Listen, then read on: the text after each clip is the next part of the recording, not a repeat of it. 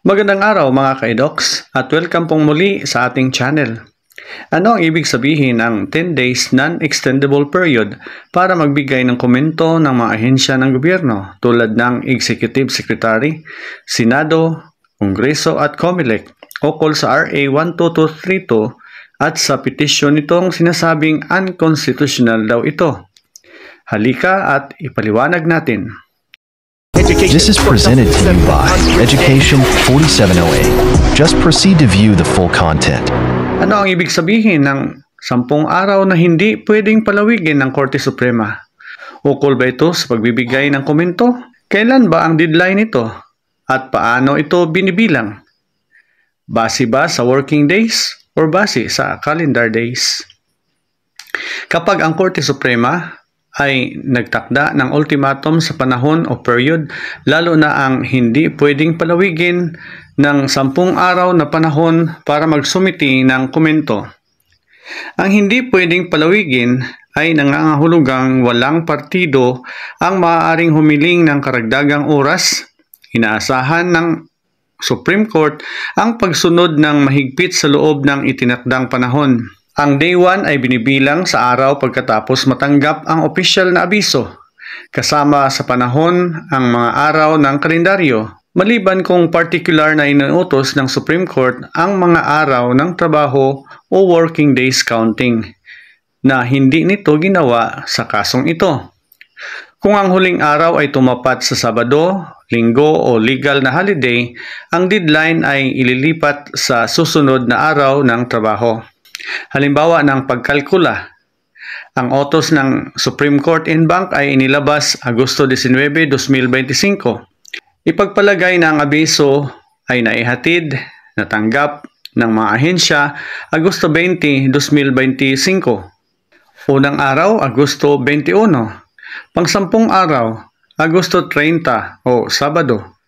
Dahil ang Agosto 30 ay Sabado, ang deadline ay ililipat sa Setyembre 1, 2025, Lunes.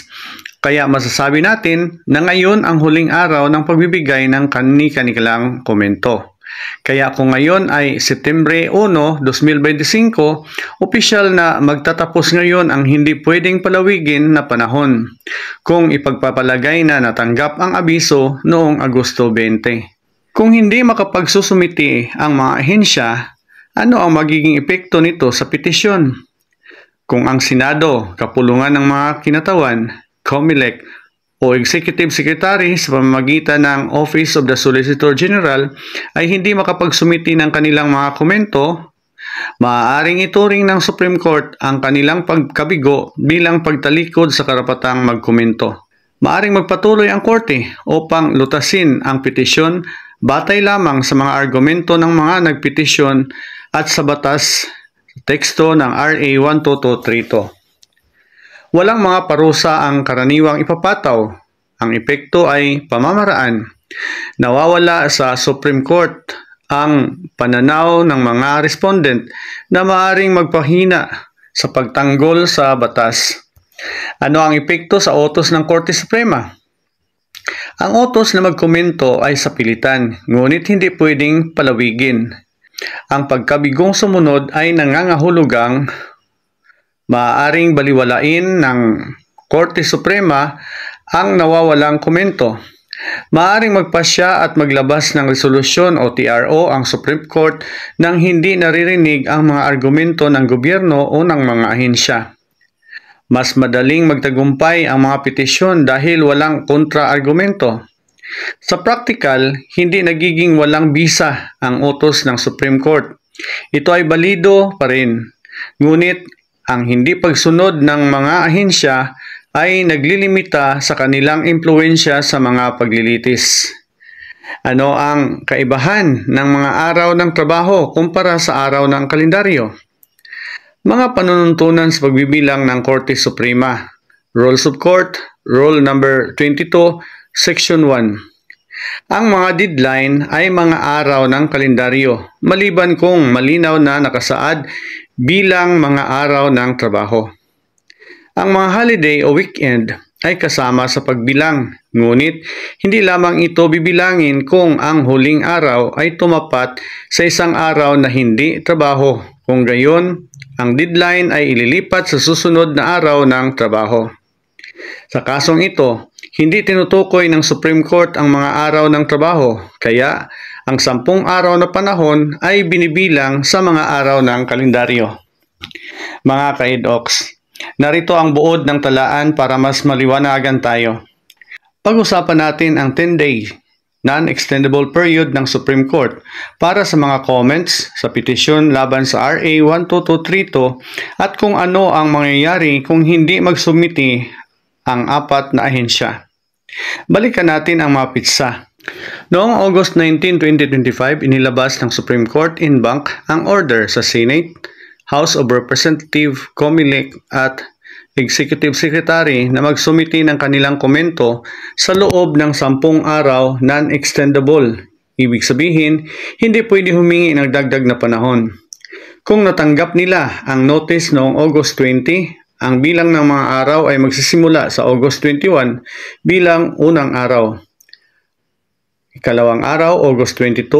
Ikatlong araw, August 23. Ika-4 na araw, August 24. Ika-5 araw, August 25. Ika-6, August 26. Ika-7 araw, August 27. Ika-8 araw, August 28. Ika-9 na araw, August 29. At ika-10 araw, August 30. Dahil ang huling araw, August 30, ay Sabado, ang deadline ay tatakda sa susunod na working day, sa Lunes na. At yan ay ngayon, September 1, 2025. Ngayon, ano ang mangyayari kung hindi nagsumiti ang mga ahensya? Maaring turing na sinuko nila ang karapatan nilang magkomento sa Supreme Court. Ang Supreme Court ay pwede nang magpatuloy at magdesisyon kahit walang input mula sa Senate, House of Representatives, COMELEC o Executive Secretary or OSG.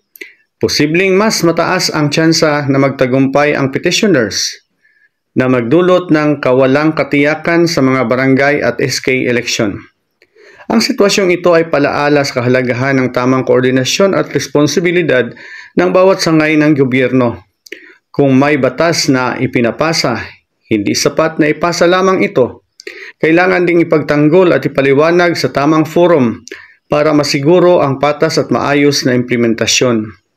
Sa huli, ang transparency, accountability, at bilis ng aksyon ay critical upang mapanatili ang tiwala ng publiko at protektahan ang integridad ng eleksyon. Kaya't napakahalaga ng deadline na ito.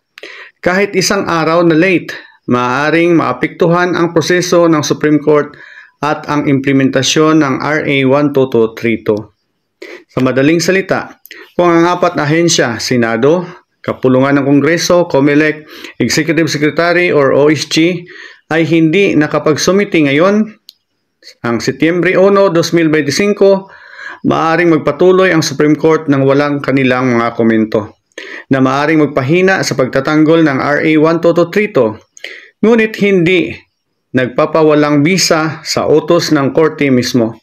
Ang 10 araw na panahon ay mga araw ng kalendaryo, hindi mga araw ng trabaho, na may mga pagsasaayos para sa mga weekend or holiday para lamang sa huling araw na itinakda at i-move lang sa susunod na working days. Sa tingin mo, dapat bang parusahan ang ahensya kung hindi magsumiti ng takdang panahon ng Supreme Court? Bakit? Ano ang epekto ng eleksyon kung hindi magsumiti ang Senate, House of Representatives, COMELEC o Executive Secretary ng kanilang comments? Paano natin masisiguro na ang bawat ahensya ay responsable sa pagpapatupad ng batas? Kung ikaw ang nasa posisyon ng gobyerno, paano mo ipagtanggol ang RA 12232 sa Korte Suprema para magpatibay sa batas na ito at ang eleksyon ay 2026 pa? Sumagot ng kahit isa sa mga katanungan ito at ibahagi ang sagot sa comments. Huwag kalimutang mag-like, mag-subscribe at mag-share nito sa ating mga botante at kabarangay. At ito ang EDOX DC na nagsasabing sa bawat panahon at pagkakataon, sa katotohanan dapat nakatuon. Hanggang sa muli, paalam.